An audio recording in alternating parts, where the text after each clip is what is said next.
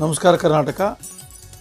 ಇದು ಜನರಾಡುವ ಮಾತು, ನಮ್ಮಿಂದಲ್ಲ ಜನರಿಂದ 63ನೇ ಸಂಚಿಕೆಗೆ ತಮ್ಮೆಲ್ಲರಿಗೂ ಸ್ವಾಗತವನ್ನು ಕೋರುತ್ತೇನೆ. ಈ ಸಂಚಿಕೆಯಲ್ಲಿ ಕರ್ನಾಟಕದಲ್ಲಿ ಆಡಳಿತ ನಡೆಸ್ತಕ್ಕಂಥ ಕಾಂಗ್ರೆಸ್ ಸರ್ಕಾರ ಏನು ಮಾಡ್ತಾ ಇದೆ ಅಂತಕ್ಕಂಥ ವಿಚಾರದಲ್ಲಿ ಬಂದಾಗ 134-35 ಶಾಸಕರನ್ನು ಗೆದ್ದುಕೊಂಡ ಕಾಂಗ್ರೆಸ್ ಪಕ್ಷ ಹೆಂಗೆದಿತ್ತು? ಗೃಹಲಕ್ಷ್ಮಿ ಕೊಡ್ತೀವಿ, ಗೃಹ ಜ್ಯೋತಿ ಕೊಡ್ತೀವಿ, ಶಕ್ತಿ ಯೋಜನೆ ತರ್ತೀವಿ, ಇನ್ನೇನೇನೇನನ್ನು ದುಡಿಲಾರ್ದೇ ನನಗೂ ಫ್ರೀ ನಿನಗೂ ಫ್ರೀ ಅನ್ನುವಂಗ ಮಾತಾಡಿ ಗೆದ್ದು ಬಂದಿರತಕ್ಕಂಥ ಕಾಂಗ್ರೆಸ್ ಪಕ್ಷ ಈಗ ಏನು ಮಾಡ್ತಾ ಇದೆ? ಮೊದಲ ಅಧಿಕಾರ ವಹಿಸಿಕೊಂಡಿರ್ತಕ್ಕಂಥ CM ಸಿದ್ದರಾಮಯ್ಯನವರ ನಂತರ ಬಂದಿರತಕ್ಕಂಥ DK ಶಿವಕುಮಾರ್ ಸಾಹೇಬರು ಏನು ಮಾಡ್ತಾ ಇದ್ದಾರೆ, ಇವ್ರ ಬಗ್ಗೆ ಜನ ಏನು ಮಾತಾಡ್ತಾ ಇದ್ದಾರೆ ಅಂತಕ್ಕಂಥ ವಿಚಾರಕ್ಕೆ ಹೋಗುವ. ಏನು ಮಾತಾಡ್ತಾ ಇದ್ದಾರೆ ಅಂದರೆ, DK ಶಿವಕುಮಾರ್ ಅವರು ಮುಖ್ಯಮಂತ್ರಿ ಆಗುವಾಗ ಜನರಲ್ಲಿ ಒಂದು ಹೊಸ ಹುಮ್ಮಸ್ಸಿತ್ತು. ಜನ ಹೇಳೋದು ನಾನಲ್ಲ, ಭಾಳ ದಾಡ್ಸಿ ಮನುಷ್ಯ, ದಾನಸೂರ ಕಳ್ರಿ ಇವರು, ಇನ್ನೂ ಹೆಚ್ಚಿಗೆ ಭಾಗ್ಯಗಳನ್ನು ಕೊಡ್ತಾರೆ, ಇನ್ನೂ ಹೆಚ್ಚಿಗೆ ಜನರಿಗೆ ಅನುಕೂಲ ಮಾಡಿಕೊಡ್ತಾರೆ ಅಂತಕ್ಕಂಥ ಮಾತುಗಳನ್ನು ಜನ ಮಾತಾಡ್ತಾ ಇದ್ದಾರೆ. ಈಗೇನಾಗಿದೆ ಅಂದರೆ, ಎಂಥದೋ ರೋಗ ಮಾಡಿ ಎಂಥದೋ ಹಾಡು ಹಾಡಿದರೆ ಅಂತ ಆಗಿದೆ. ಗೃಹಲಕ್ಷ್ಮಿ ಬಂದೇ ಮಾಡಿಬಿಟ್ಟಿದ್ದಾರೆ.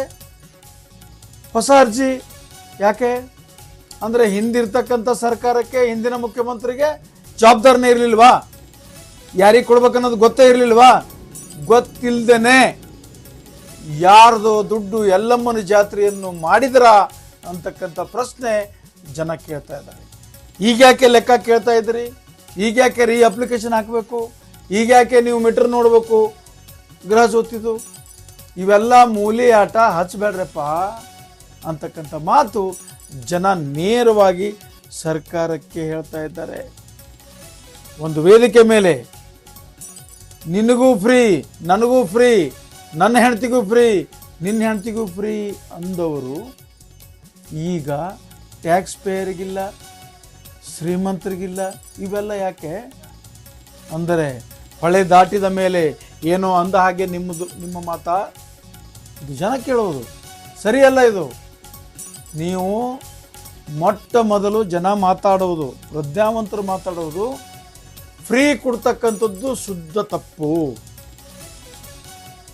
ಕಾನೂನಲ್ಲಿ ಅವಕಾಶ ಇಲ್ಲ. ಚುನಾವಣೆಯಲ್ಲಿ ಕದ್ದು ಮುಚ್ಚಿ 500,000 ಕೊಟ್ಟು ಮತ ಹಾಕಿಸಿಕೊಳ್ಳುವುದಕ್ಕೆ ಕಳ್ಳತನ ಅಂತಕ್ಕಂಥ ಪರಿಸ್ಥಿತಿ ಇತ್ತು.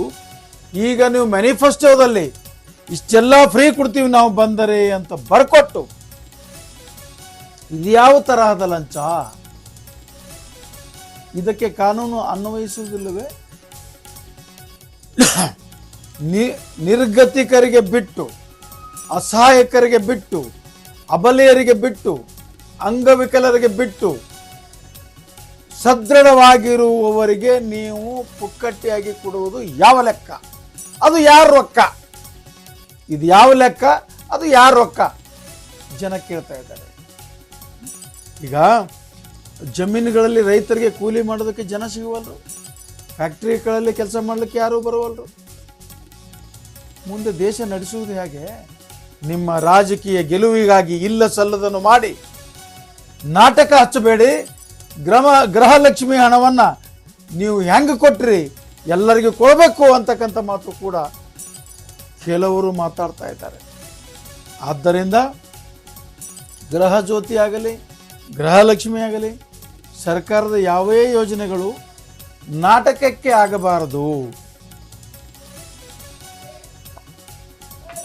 ಪ್ರಾಕ್ಟಿಕಲ್ ಇರಬೇಕು ಅಂತಕ್ಕಂಥ ಮಾತು ಜನ ಹೇಳ್ತಾ ಇದ್ದಾರೆ.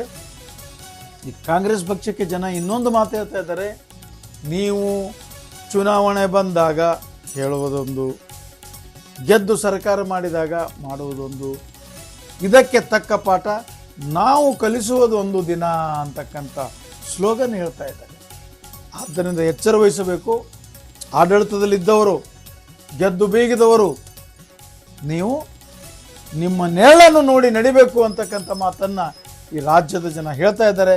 ತಾವು ಕೂಡ ಎಚ್ಚರದಿಂದ ಹೆಜ್ಜೆ ಇಡಬೇಕು ಅಂತಕ್ಕಂಥ ಕಿವಿ ಮಾತನ್ನು ಹೇಳ್ತಾ ಜನರಾಡುವ ಮಾತು ಇದು ನಮ್ಮಿಂದಲ್ಲ ಜನರಿಂದ 63ನೇ ಸಂಚಿಕೆಗೆ ವಿರಾಮ ಕೊಡುತ್ತೇನೆ. ನಮಸ್ಕಾರ.